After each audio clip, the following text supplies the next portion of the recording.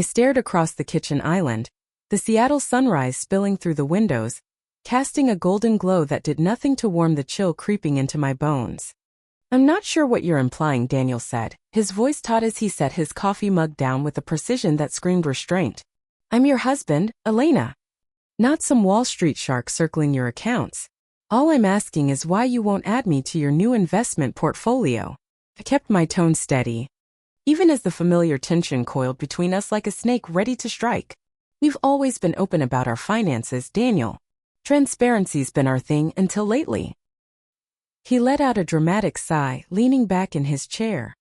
"It's just a little side project, an experiment. Not every dime needs to be a joint operation." His voice softened then, dipping into something almost condescending. "You've never cared much about the stock market before, Elena. Why the sudden obsession with diversification?" I held his gaze, the sunlight illuminating the growing rift between us. "It's not about the investments. It's the secrecy. First the locked phone, then the private email. Now this separate account. These aren't the moves of someone with nothing to hide." His face tightened, a flicker of defensiveness flashing in his hazel eyes. 15 years, Elena. 15 years. And I think I've earned a shred of privacy. If you can't trust me to manage a few investments without you hovering, maybe we've got bigger issues."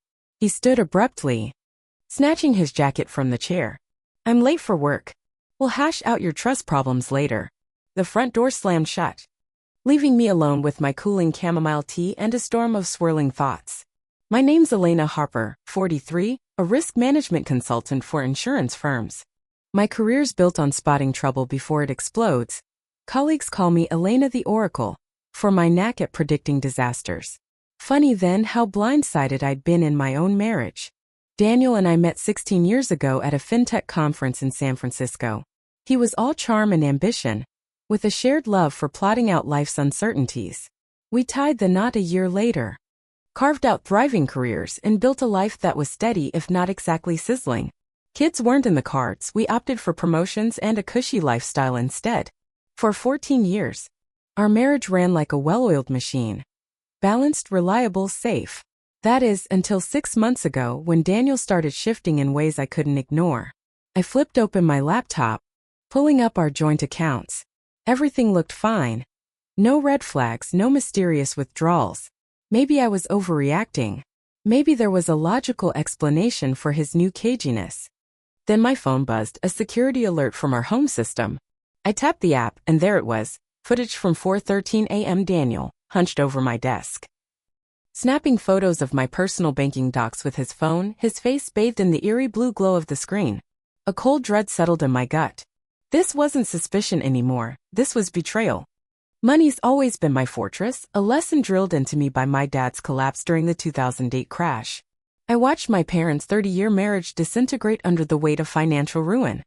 My mom bitter and unforgiving. "Always have your own parachute," she told me through clenched teeth during their ugly divorce.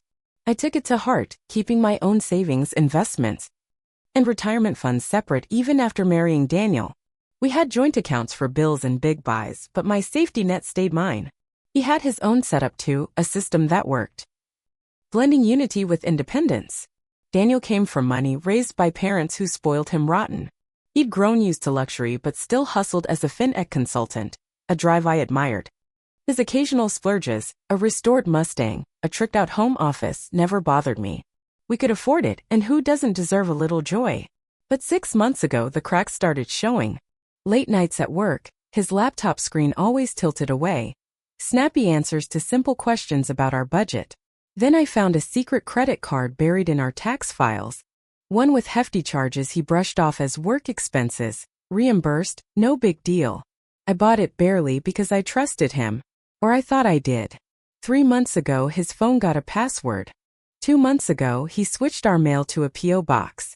6 weeks ago, cash started vanishing from our joint account. $500, $700, just under the alert threshold. "Investment plays," he'd say with a vague wave. "You need cash on hand for the right moment." I nodded, playing along, but inside, my radar was screaming.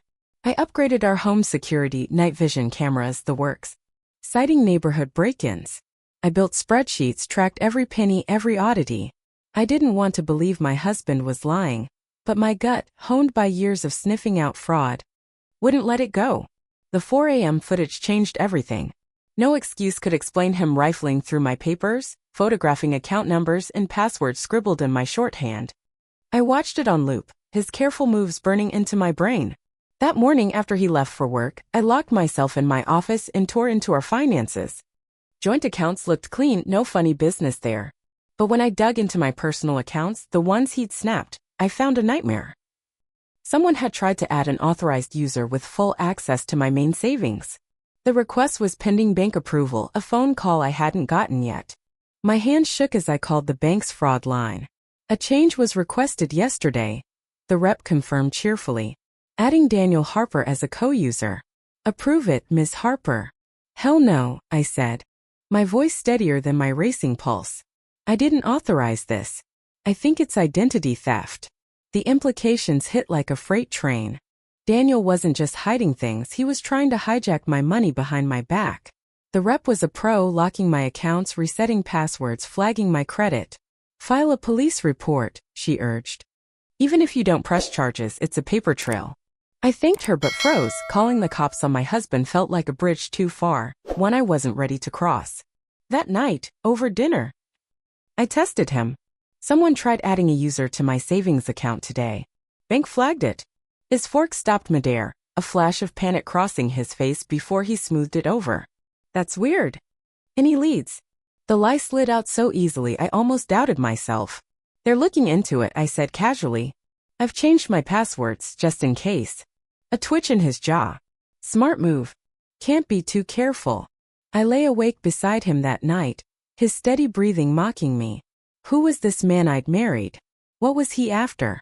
And why now after 15 years? The next morning, I faked a sick day, first time in 3 years. After Daniel left with his briefcase and a peck on my cheek, I got to work. I called Sarah Klein, a forensic accountant I teamed up with on fraud cases. Spousal financial games are more common than you'd think, she said after I spilled everything. But sneaking into your accounts? That's felony territory. We need to move fast.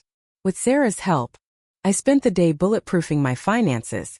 New accounts at new banks, frozen credit, two-factor authentication on everything. I stashed critical docs in a safe deposit box Daniel didn't know about. What about your joint stuff? Sarah asked later. Left it alone, I said. Don't want him suspecting I'm onto him. Good call, she said. If he thinks he's cracking your personal stash, he might slip up with the shared funds. Next, I tapped James Carter, a financial fraud attorney. Document it all, he said bluntly. Build your case now, even if you're not sure where this lands. And set a trap, a dummy account, something tempting but low stakes. If he bites, you've got him cold. I did just that. New accounts with modest balances. Passwords in my shorthand left where he'd find them. For 2 weeks, I played the clueless wife while tracking his every move. He was gone, more late meetings, client dinners, while I smiled and nodded, logging it all. Then it hit. A $3,200 charge on my decoy credit card for a Napa Valley resort weekend. Booked for 2, my name nowhere on it. Might tag along for your work trip that weekend, I said casually. Bad timing, he shrugged. All-day meetings. You'd be bored. The lies were getting cocky. Patience, Sarah and James urged. The credit card's shady. But he could wiggle out of it. Wait for the big fish. It was torture, wondering who was joining him in Napa if he planned to drain me dry and bolt. Then, 3 weeks after that 4 a.m. footage, the trap sprang, a login attempt on my main decoy account, followed by a $65,000 transfer request to a mystery account. Gotcha. But I'd underestimated how fast he'd run with it. Over 2 weeks, he gutted the decoy. $122,000 on gadgets, $8,500 on designer clothes, $3,500 for first-class tickets to Cabo. Frenzied like he knew the clock was ticking. At home he was Mr. Perfect, dinners, movie nights, even planning our anniversary getaway. The disconnect made my head spin. He's liquidating, Sarah warned. This isn't random, it's a plan. Why now after 15 years? James wondered. I needed answers. The breakthrough came in our home office, a room Daniel avoided. Behind some books, I found a hidden folder, medical reports from 6 months ago. Lymphoma, rare and aggressive. With treatments his insurance barely touched, out-of-pocket costs topping $200,000. My stomach dropped. Why hide this? We could have handled it together. I called his doctor, posing as his wife sorting insurance. He's doing well, the receptionist chirped. And he's starting an experimental treatment next month, pricey, but he said money's no issue. Because he was stealing mine. Cancer's no excuse for theft, James said that night. He could have talked to you, Sarah added. I wavered, could I ruin him over this? Then the PI report landed. His Napa pal? Not a nurse, but Lindsay Moore, his 29-year-old assistant. 4 months of hotel bookings, cozy dinners, undeniable photos. He wasn't just funding treatment, he was bankrolling a fling. Sympathy evaporated. It was go time. The final straw. A $8,900 charge on my decoy card at a local electronics store. 15 minutes from home. He's getting sloppy, James noted. Catch him with the haul, Sarah said. I got home early, evidence folder ready on the coffee table, bank records, footage, PI shots, medical docs. At 2:37 p.m., he stumbled in. Arms full of shiny new toys, grinning like a kid. Good shopping day? I asked coolly. He jumped. Elena? You're home early. So are you, I said, eyeing the bags. Nice haul. Just office upgrades, he said smoothly. Business is booming. With my money, I shot back. The decoy card, Daniel. The one I set up after catching you snapping my bank docs at 4 a.m. His face went white, but he rallied. You've been spying. Protecting myself, I corrected. I know about the cancer.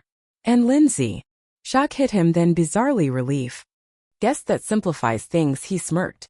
The divorce. Lindsay and I were planning next steps. This speeds it up. I blinked, floored. You're stealing from me to fund your exit? He shrugged.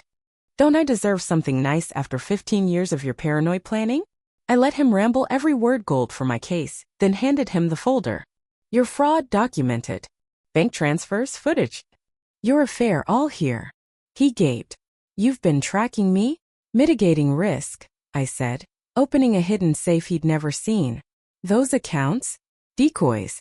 My real money's safe. Here's your divorce deal. Take your stuff, I keep mine, no alimony. Refuse, and this goes to the cops, DA, and your boss. He caved, shoulders sagging. A month later, the divorce was done. And I was selling the house, starting fresh with a promotion in Portland. A news alert pinged. Daniel's firm was tanking in a scandal, his name front and center. I felt a flicker of triumph. Then nothing. He wasn't my problem anymore. I'd saved myself, just like Mom always said, keep your own parachute. I'd never forget it again.